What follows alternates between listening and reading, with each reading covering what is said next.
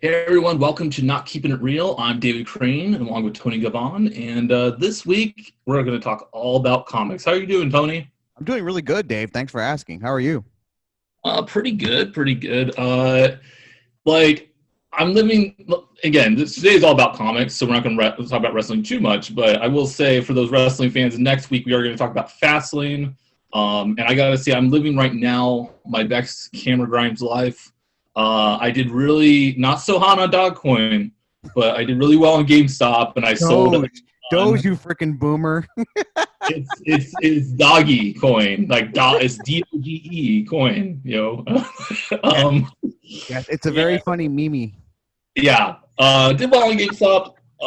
Meme, yes. Or meme. I know the difference. Yeah, freaking boomer. Um, and right now I'm like, I bought a bunch of AMC this morning, and then it went way up, and so but I'm only gambling. I'm only gambling, and it's gambling because I'm like a blackjack guy. Yeah, Like I yeah. actually For like to someone who's gamble. in finance, I can I'm tell you. only using like $1,000, and I made like double my money so far in like 3 weeks, which is pretty good, but like also not that much money. So percentage wise, it's really good. So if I had real money, so it's been a good week. Also, just classes and bullshit, right? So yeah. Agreed. A lot to look forward to this week with the Snyder Cut. Nobody's looking forward to the Snyder Cut, Dave. We've been over this. Everyone Okay. has a morbid fascination at this point, but nobody's genuinely looking forward to this being any good. Morbid fascination is probably accurate. Yeah. I'm Next day, and they planned it really well. Actually, they're gonna have it come out on Thursday, the Snyder Cut, and the next day following, Falcon and Winter Soldier come out, which you would think would be bad because it'd be like, oh, Marvel's gonna steal all the buzz, and they totally will. But all the Marvel buzz will distract from how bad the Snyder Cut actually was. So that is smart, I think, on HBO Max's part. And looking forward to that for sure. Falcon and Winter Soldier. 2 weeks ago, Wandavision wrapped up, and gotta say, my initial instinct, you should always go for initial instincts, folks. My initial instinct was Wanda was in grief. This was all about her grief. Mhm. But then people were like, but it could be Mephisto. And I was like, yeah, I would like it to be Mephisto, so sure. The funny thing is, everybody's theory was better than what we got. Now, to be fair, that's with most media. You're gonna wind up getting that result that everyone's theory crafting winds up being much more intricate and elaborate than what we ultimately wind up getting. Which it's fine. It's just it's just a critique of media. But yeah, more often than not, people's fan theories are way more exciting. Well, I think those that actually sat through a season or more of Shield, really that first season of where like nothing ever happened, Oh, nothing you dear! You happened, think anything nothing from ever HBO is happens, gonna pick nothing up? ever happens. It was just like, wow, some stuff happened on WandaVision. It was cool. I liked it. It was like great, but also like you measured your expectations somewhat because it's like it's a TV show versus like if they're gonna make you pay direct money for it as a movie, right? So you're not gonna like Thanos isn't gonna come back or something from the dead, or like they had a fun little Quicksilver moment where you thought like they were opening up the multiverse right then and there, but no, but it was fun. I give them that. And just in general, I thought it was a good ride. I think it was because it was like really like a loving tribute to television of years gone by. I think it was a perfect show to open up the concept of the MCU on Disney Plus as a weekly television show thing to keep up with. And it succeeded there. Elizabeth Olsen, fantastic job, obviously. And the whole cast was great. But you're like give me your cynical bent, Tony, because you always give me a cynical bent. Well, I will say this as someone who, after watching Mandalorian, was really pumped for this thing because it's like, oh, here's Marvel's take on the new big Disney Plus series. And then I watched the first episode and I thought, okay, that's fine. It's a little slow burn. That's fine. I can deal with that. Luckily, we got 2 episodes on the first day, so I'm like, okay, maybe they realize first episode's going to be a little slow. They realize maybe not everyone's going to be on board, so let's give them 2 episodes. That way, before they start having preconceived ideas of what this is, boom, we're hitting you there with the second episode. Also, it's a great way to, get the ball rolling on something that, okay, you really like Mandalorian, everybody that's subscribed to Disney Plus. Maybe you'll also like WandaVision. And from watching the first episode, I thought it was fine. It was whatever. I'm like, okay, this is cute, and I understand where it's going for, but let's pick up the pace. And by the time I was halfway through the second episode, I was like, I don't need to watch this. And then David said, "Hey, you want to do a podcast with me, and we can review the show?" And I was like, "Damn it, I guess I'm gonna have to watch all the episodes now." So Yeah, I caught up, and it's one of those things to where I'm kind of glad I did, because it wound up picking up in a really big way, and especially in the last episode where it seems like they went all out as far as the budget. I think from our first episode, my big criticism of this series has been, it just really feels like MCU on a budget. This really does feel like the Agents of S.H.I.E.L.D. like, hey, if you're a big fan, if you're, a super fan, you're a hardcore, this is for you. But for the average person, it's like, you're not going to get that much. Maybe you'll get a line thrown in here or there, or maybe you might get something that winds up paying off on the big screen. But ultimately, you're not going to get very much. But all things considered, I think the finale shows that they're willing to bust out big storylines, big ideas, and stuff that's going to ultimately play a big role in the MCU. So I think we were all looking forward to what's it called? Falcon and Winter Soldier. Winter Soldier. We kind of knew that was going to be the big budget series that everyone's going to be on board with, but this wound up being really good. And my only real criticism is you can't assume your audience is going to stick with you. This is a brand new thing. People don't know what it is. People are already subscribed to the service, obviously, because Mandalorian people love Disney. But you're an episode in, 2 episodes, and it's like, I don't know. This is for me. This is a cute little concept. It's a fun little series, but I don't know if it's like I'm going to be in it for the long haul, or this is going to wind up paying off in the MCU in a big way. And unfortunately, I feel like you lost some of those folks, but the folks that stuck around or the folks that were obligated to stick around like me, I'm glad I did. Yeah. I think what you said about Mandalorian, I still haven't watched Mandalorian season 2, so I do think that this opens up to some things where it's like, and maybe arguably Mandalorian. I mean, it's a good show, and arguably it could go tit for tat with WandaVision, or even surpass it potentially, depending on what your interest is. But for me, it's like, I had to see any new, like on this level, I had to see any new MCU television show. Mandalorian, I keep it on the back burner a little bit with some other shows that I'm also like, I'm totally interested in, but like, yeah, I'm gonna get to it eventually. Probably during the summer, honestly. And I'm okay with that. Even though, I mean, at this point, there's so many spoilers out about it that's like, okay, like that's the thing with Star Wars for me. It's like, there's nothing earth-shattering that the genre has ever done, outside of Empire Strikes Back. That's been like, oh my god, I have to see that, and I can't have that spoiled. For me, so, there's a lot of Star Wars fans out there that I think that are like thinking I'm horrible right now. But I did go to a Star Wars marathon for episode 9, right?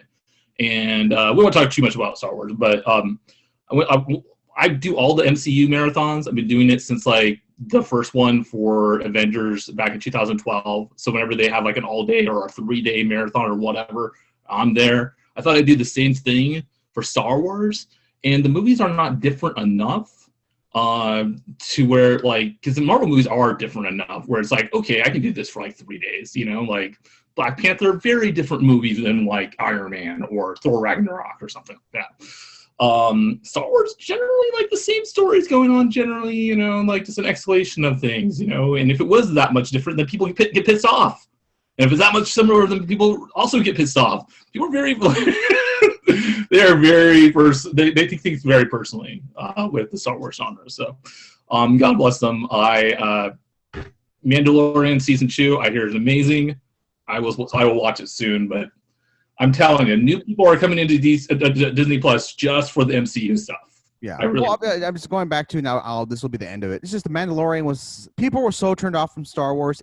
It's one of those things where the show is so big, it's beyond Star Wars, or it's like people that were burned by the Star Wars movies are coming back and be like, okay, this is what I like from Star Wars. It's a show that's so good that it's not really the appeal is not really Star Wars. It's just this is a really good show, and it so happens to be about Star Wars. Absolutely, I would agree with that, and I think that it is the best thing that they've done consistently since the original trilogy. But I got to throw an asterisk in there and say I really liked Rogue One a lot, and I kind of like that maybe a little bit more than Mandalorian right now. But I haven't seen season 2, obviously. So yeah. Anyway, so we're gonna talk about comics because our viewers, listeners, haven't really heard us talk too much about actual. Dave has been long since teasing this, and I'm just like, I'm sure he's just doing that to placate me because he knows I'm a big comic book fan. But whatever. I'm sure maybe, a year down the road, we may have half an episode devoted to a little bit of comic book talk. So I'm like, okay, it is what it is. I'm not going to hold my breath, but I'm certainly glad I didn't have to wait too long for it. So I'm super pumped. You can put a part 1 on this because, like, in a month or 6 weeks, when I ran out of ideas to do other stuff, we can just talk about comics again. And we'll be like, part 2, more comics. Yeah, I know that you really like comics. Actually, Tony, I invited Tony to this group on Facebook, but like the words like comics are like it's in the title, and you assume all these people are comics and the regular readers. The name of the group is World's Greatest Comic Book. Was it group or? I don't think it says worlds. Maybe it does. That sounds kind of that's a little much. Yeah, it does say big, like it does say comic book group, and those people don't read comics, and I read comics, and I used to read more comics, but currently I'm just reading like I love, and I think this is something that I'm hardly matched on usually, but I love the Marvel Silver Age and the Bronze Age, and I'm a big collector, and I'll just go my origin story. I've been into comics since I was about 8 years old. The timeline was the thing at the time was the Death of Superman, and my uncle had this like trade paperback of all the Death of Superman, and it was like he's like, yeah, and I'm like, oh, this comic looks really cool. It's like so many colors and interesting, and Superman dead, and you're like, what? And I started reading and got into it. And it was only $5. You get it at Ralph's. It was like the entire storyline of the Death of Superman. It was a really good marketing idea because it got a lot of people on board. Very shortly after that, the X-Men cartoon came out, and I was like all in on X-Men. Because after I read this Death of Superman, I read the comics that came after the Death of Superman. I was like, no Superman. This is really boring.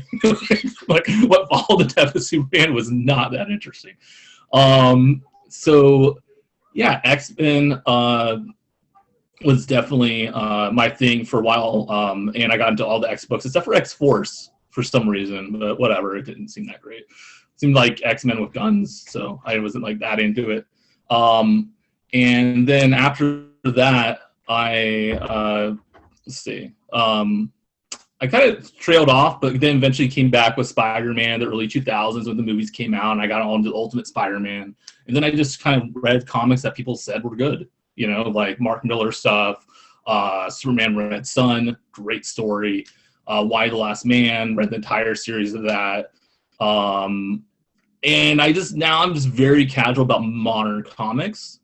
But I've been to like 23 Comic Cons, San Diego Comic Cons, not just like a Comic Con, but San Diego Comic Cons. I started in 1996 when I was like 12 years old going to them. I've been to Emerald City Comic Con like 3 times, which is in Seattle. FanX is my favorite in Salt Lake City because it's super fun. It's kind of cheap.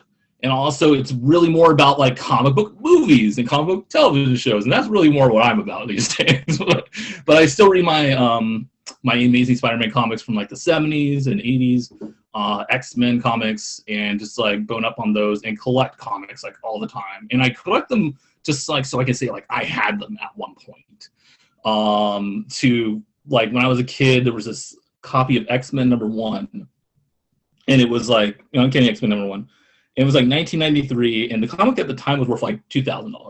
But it was a really, really shitty copy, like a really crappy. Honestly, it's still probably the crappiest copy I've seen of it. Obviously, they weren't doing CGC rating back then.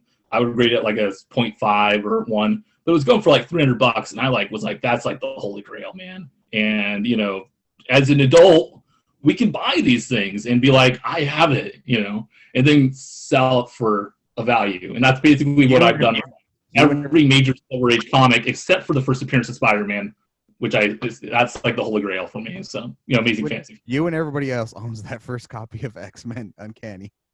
Well, no, you're talking about no. Are you talking about? Are you talking about the Chris Claremont one? No, well, no, man. I'm talking about. Are we talking about collecting comics? Or are we talking about collecting comics? I'm talking about Uncanny X-Men #1, 1963, September. Oh, okay, I was going to say Jack Kirby. You know, fuck no. That like had 8 million copies. Comic book stores do that, and it's just like, oh no, and they're looking to take advantage of folks that don't know. Well, it's like, oh no. Like $300 for that one? That there's like 8 million copies of? Yeah. Right now it's going up, and during COVID I've really gotten back into collecting comics, like just like looking at the market and everything. And X-Men 1's really gone up a lot in the past year, and I think it's around like that one, the 1991 version goes for about $100, CGC 9.8, but yeah, no, it's not worth. Yeah, crappy copy. No, I'm like an idiot. Even 10-year-old version of me is not a moron. So. Okay, all right. Just wanted to make sure here. So I really just, I guess what attracts me to comics, I think it's definitely the Marvel method. It's like the integration of people coming together from different worlds and just like, you know, solving problems and cool art. Right, everybody likes cool art. So, but Tony, tell me your story about how you like comics. Before I go into it, that Marvel method, that's going to be an episode right there. I can already tell you. We've gone over this. Dave and I have gone to Vegas trips, and you know, yes. We're in cars for 3 hours. We get to talking, and I've explained this guy the Marvel method. So that's going to be in a future episode, I guarantee you. Yeah. But as far as comic books go, I came way late to the party, like everybody else. I got into the X-Men, Spider-Man, the series back in the day, but I never really read the comic books. Like maybe, I think I was going through my grandma's garage and I found an old Fantastic Four, and it was like, I was flipping through it and it was only like 20 pages. I'm like, people pay money for this? This is kind of like, I thought comic books were like, you know, you get like a full adventure, but it's a serialized monthly, like, you know, 20, 25 pages thing. And I'm just like, people pay money for this and people read this monthly? It's like, people don't lose their attention span after like a month. It's like, okay, I read this 25-page story about the FF, and it's like, you really think I'm going to stick around and pay another $2-3, you know, a month later? It's like, no, I'm just going to move on to something else. But way late to the party. I think it was on 2012, 2013, that Disney XD series, Avengers: Earth's Mightiest Heroes. I think now it's on. It's on Disney Plus now. And it was a really good show. Like, I had no real interest in the Avengers. I mean, I'm just like everybody else. The Avengers were like nobody's favorite group back in the day. And I'm just like, okay, I guess I'll watch it. And I watched it, and it was really good. It was a really good. Obviously, they took some liberties because it's a kid's show, but obviously at the same time, they're doing their best to try to keep it faithful to the source material, or at least the underlying concepts and ideas that the comic books had. And it was really good, and unfortunately, the whole point of the series was basically just to educate a bunch of kids what the Avengers are and their most famous adventures, or at least some of them. And then the series ended when the first movie came out. So I'm like, oh, I kind of feel used. But at the same time, I was hooked. I was like, I want more of this series, but unfortunately, it's canceled. And it's like, where else do I go? And I remember I've been to Barnes & Nobles before, and I'd flip through comic books here and there. And so I finally saw a series that actually caught my eye, and I know comic book readers are probably going to poo-poo on this, but I saw Avengers versus X-Men. I was like, oh, that's cool. I know X-Men. I know Avengers. Let's read the story. And I read it, and I still to this day, I think it's a serviceable story. But that just opened the floodgates, and I just said, you know what? I've always heard about this. You know, comic books are still a monthly thing that come out every single month. And it's like, okay, I want to get into comics. So I just, despite everyone's advice, I just said, screw it. I'm just going to go into the new comic books, and that's it.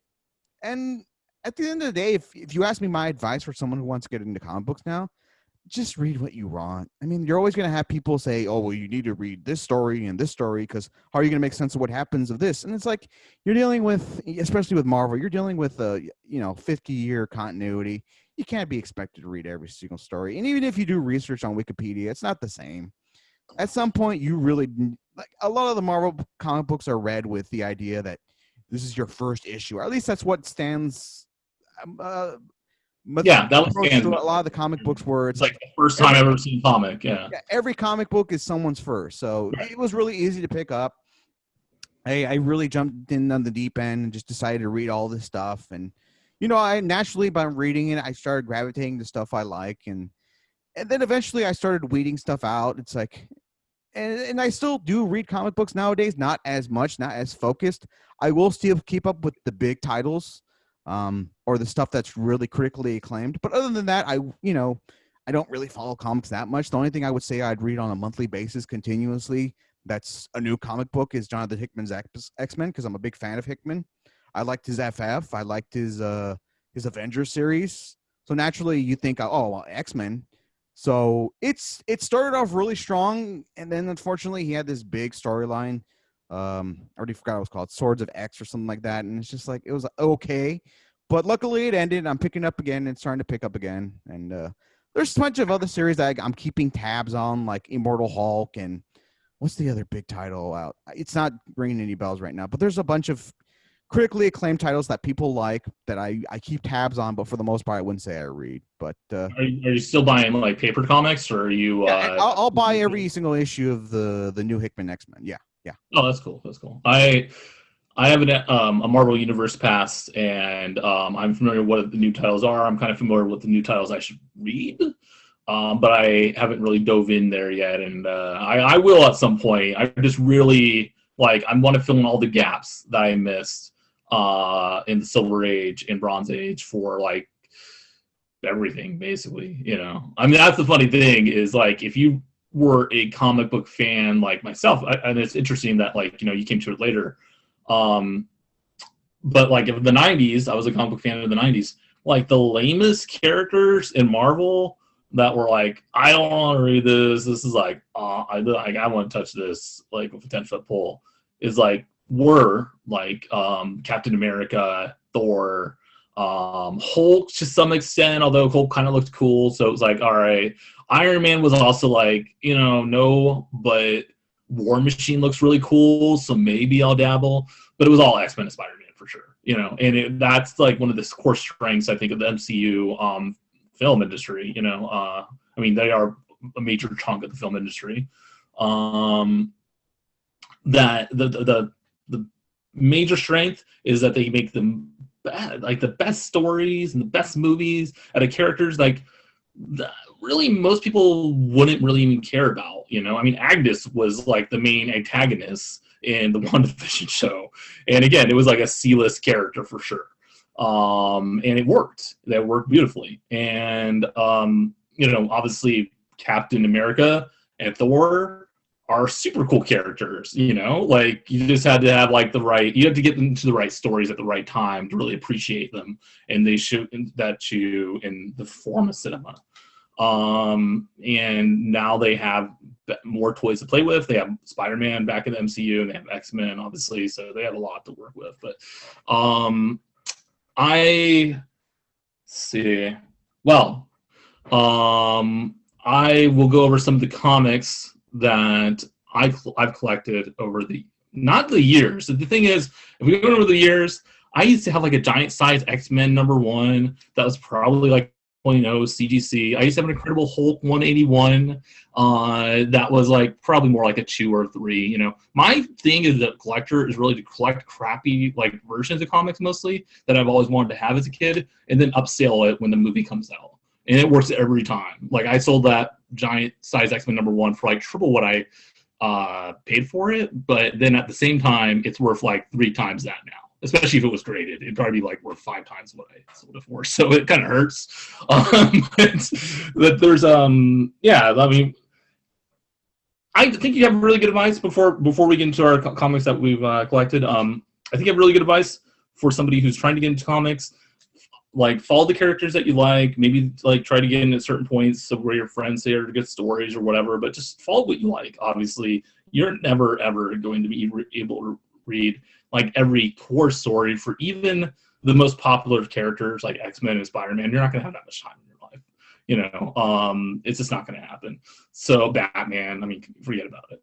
So that being said, I can do my comments. I'm very clearly a Marvel guy. Would it be safe to say that you're a Marvel guy as well, or are you a DC guy? Because it's like the Bloods and the Crips. I naturally gravitate to Marvel just because I like the fact that they're not constantly flushing away their continuity. But I'm more a guy that I like good stories. I like good writers more than anything else. So Right. I can't say, oh, I like Marvel more than. I mean, I guess my default is Marvel, but I do like both. Yeah, if I was going to suggest a story, it's been done to death. I mean, people have said it to death, but it's true. The Dark Phoenix saga, Chris Claremont's Phoenix and then Dark Phoenix, basically. And then his whole run on X-Men was amazing. But, I mean, I think it's the best run ever for any writer in the history of comics. But really, the Dark Phoenix saga, which is about 15 issues, read that. One of my favorite comics, and I want to get this in a 9.8, but it's going to cost like $2,000, and I'm sure at some point I will, but I would like never sell it. And until I get a higher grade, I'm not selling this one either. But Uncanny X-Men 129, first appearance of White Queen, first appearance of Kitty Pryde, also a part of the Dark Phoenix. That's right when Dark Phoenix is basically starting.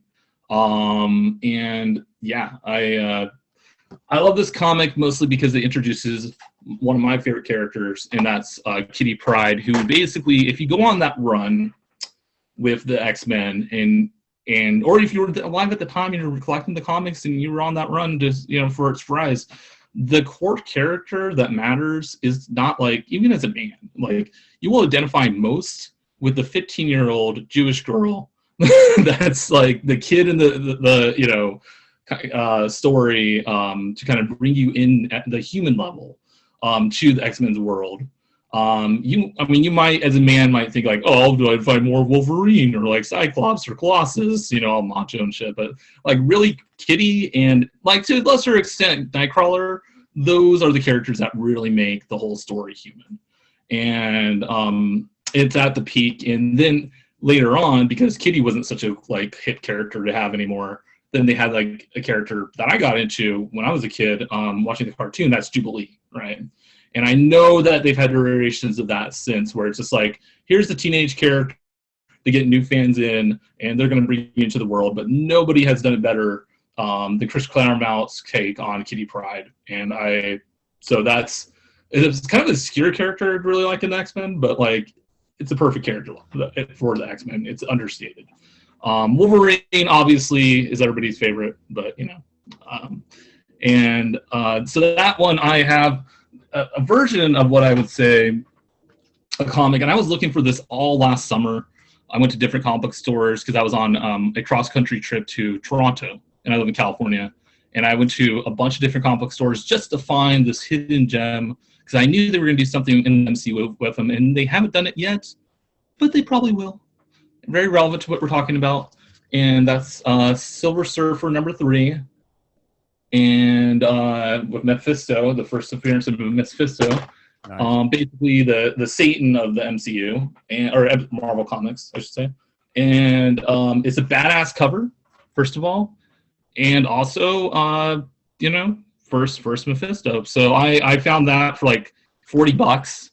And like it's really crappy condition, but even nowadays, like probably get 150 for it probably, because on eBay, sell your shit on eBay, folks. That's where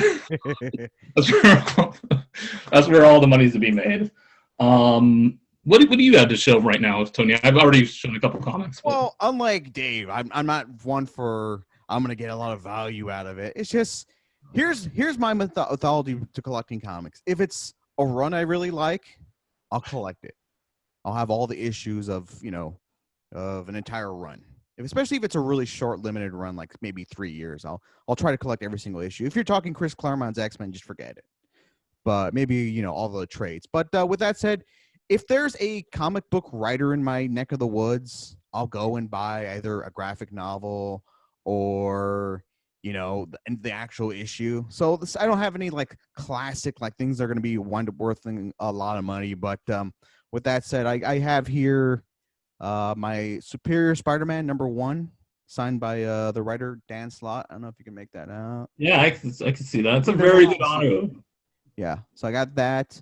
Dance Recently in Ball. Ontario, there was a comic book convention, had a bunch of big writers, which actually I'm surprised considering. Ontario, California. Yeah, the smaller conventions usually you think, oh, they're not going to have anybody, but this one had a bunch of big name writers. So luckily, I was able to get one of my favorites, Jason Aaron. I got him to sign my Wolverine the X-Men #3, the famous Quentin Quire cover. Remember when Wolverine was cool? Me neither. Wow. I really like that one. And then, of course, because, like I said, I'm not really into, like, oh, I'm going to collect all the trades and whatnot. I got a bunch of graphic novels signed. I got an Infinity Gauntlet signed by Jim Starling. And I actually haven't read the Fitting Gauntlet yet, and I need to, but it's yeah. it's good. It's really good. I'd say borderline great. I think it's great, but it's not something you need to go out of your way for. We were talking about earlier about Uncanny X-Men Dark Phoenix. Yeah. You can't tell because I'm holding the microphone, but inside the jacket is signed by Chris Claremont. Nice. Let's see. I have Crisis on Infinite Earths and Teen Titans Judas Contract, both signed by the writer Marv Wolfman. What else do I got? Oh, big fan of I already forgot. It's been so long. Paul Jenkins' Inhumans run. That's really good. I also got that signed.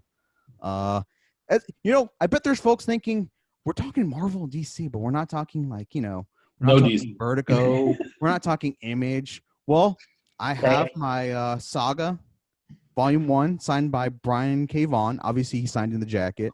I don't like writers that do that because I know what they're going for. They want to think, oh, I'm an accomplished writer. I should just sign inside the jacket like a professional. It's like, no, dude, you're a comic book writer. Just write on the cover. It's not a big deal. Everybody likes it. But yeah, that's predominantly the stuff I'm pretty proud of. It's interesting that you bring up Image because as a kid, the characters that I really was like followed at that time was like the big hit. It was like the biggest hit for that like year, I think of like 95, was Gen 13. And that is like a bigger fad than like Pogs. I mean, honestly, I really enjoyed the characters. I liked how sex positive Rainmaker was, and I like that. I mean, I'm just saying that now as an adult, I loved everything as a kid. Everything looked fucking great, and it was like, it was basically an X-Men, but like a more adult, like sexier X-Men at the time, but it didn't have a lot of legs going beyond a couple of years, and it looked cool. And that's the thing, like in the 90s, everything was like, does it look cool? Then it's cool. But like, but if it doesn't look amazing on the cover, then it's like, what? There's a good story. I don't care. I'm not gonna read Bone. Yeah. If you're a big comic book reader, enjoy quality of stories, the 90s, at least Marvel was a really rough time. Yeah, it was a really rough time all over, I think. Oh, so. No, DC had some good stuff. I'm pretty sure that's pretty sure that's when Neil. It wasn't as bad for them as it was for Marvel. Marvel was awful, so I will say. Yeah, Marvel was by far the worst player. I think that was definitely the worst decade for them. Let me look when Neil Gaiman's Sandman was. I'm pretty sure that was like 80s, but then like definitely 90s as well. I would say like I want to say 86. So one of us is gonna look it up, but looking it up right that's a great series to read as well. I have read like the first 10 or 20 issues, but honestly, I think the whole run is probably good. That's what I hear at least. And Neil Gaiman's genius. So 89, 93, Vertigo. 89. So it definitely is the 90s. I mean, there was a couple issues in 89, and yeah, there you go. So, Preacher was another cool like 90s comic that was a good read, at the time, which was DC Vertigo, I think. Yeah. Also, Sandman Vertigo, but yeah, the good reads were definitely on like DC Vertigo, I think. Yeah, with the exception of I think Death of Superman, DC was not really big on that speculative market. They were just like, we're gonna stay the course. We don't care what Marvel's doing. We're just gonna continue cranking out good stories, and that's where the money's gonna go. And unfortunately, That's I not where, mean, that's not where the money was, and that's why they eventually caved in and did Death of Superman, because they're like, Marvel's making all this money hand over fist, Image is making all this money hand over fist, and here we're doing, admittedly some of our best stuff, but at the same time, it's like, well, does anybody care? I mean, that's not where the money is right now. You're getting a lot of people, looking to get speculative. It's like, oh, I want, and like I said, back in the '90s, you were getting a lot of people that are just looking to make a quick buck. oh, absolutely. Yeah, and I was one of them too as a kid. I was like, oh, this shit's gonna be worth so much. I think the thing that I got really good at, or like really into, was the comic book cards, right? And especially the Flare Ultras. And like they're beautiful, but like they ain't worth shit. So back then you thought they were gonna be worth a mint, and there wasn't really like, I mean, obviously there's like a short level description of like something that happened in a comic book, like, and yeah. But there's a really good documentary. I wanted to look it up, but I think you probably can find it. It's definitely on Amazon Prime. I think it's called Age of Image, and it's about the rise and fall. Oh, I've seen that. It's good. It's good. Yeah, it's really good. But it reminded me that like actually at one point Image Comics surpassed DC in the 90s, because that like it was like a totally new company, a bunch of guys that like left Marvel, and they were doing so well at one point, like selling millions of copies of like Spawn #1 and this and that, that like they did surpass DC at one point. But DC had a couple moments where in the 90s where it was like, yeah, Death of Superman, but also Batman got his back broken by Bane, and that was a pretty big moment. I don't know if that's a good read or not, but that was definitely a big moment. That's supposed to be a good read, apparently. Okay, so there you go. So, I guess we only have a few minutes left. So I'm the time. Really talk about this more. Dave, we got like a good 10 minutes. Do we really? We live in this alternate reality when we where it's like an eternity that we're talking. No, I thought we started at like maybe 10 minutes. What? I thought we started at 8:15, but okay. We're 36 minutes in. I don't know. We can start. Sorry, I thought we could only talk for 40 minutes and yeah. What? Well, if you want to wrap it up, I mean, I'm. Do you think we have 10 minutes or what? Let's split the difference 5. Let's say 5. Okay, we have 5 minutes, folks. So on the fly here. We're into overtime. Dave was going to try to wrap it up, but I got some extra innings. So. Yeah. But that's actually interesting about the speculative market. I mean, more. I would say more than ever before since like the 90s, basically, of that market. Are people reinvesting, spending serious money in comics, thinking like, I don't know if it's to own what like what they always wanted during their childhood, or is it to flip it and make more money. I think it's a combination of everything, because I know what you're talking about. I see people now buying these graded comic books for a lot of money, and it's like, okay, when it's the old stuff, when it's like the classics or stuff that the first appearance of X character that's going to be in the movie, it's like, okay, that makes sense. But when I see stuff graded that's like, okay, this issue came out like a month ago, and it's a #1, and maybe the reason why it's like a cool variant cover or something. But a lot of times it's folks that don't know anything about comic books. So it's like, oh, they don't know that this comic book came out like a month ago. And there's like, if you go to the comic book store, there's like, if you go in their back issues, there's like 50 copies of in the back. So it's like, okay, whatever, it's your money. There's this comic book store in Irvine, California, and I don't remember the name of it. And hopefully it's, just wiped from the face of the earth. But they used to put the comics in bags and boards, and it would be like the comic that came out like a week ago. And then they would sell like a $3 comic for like $5 or $6, and it's just like, fuck you, basically.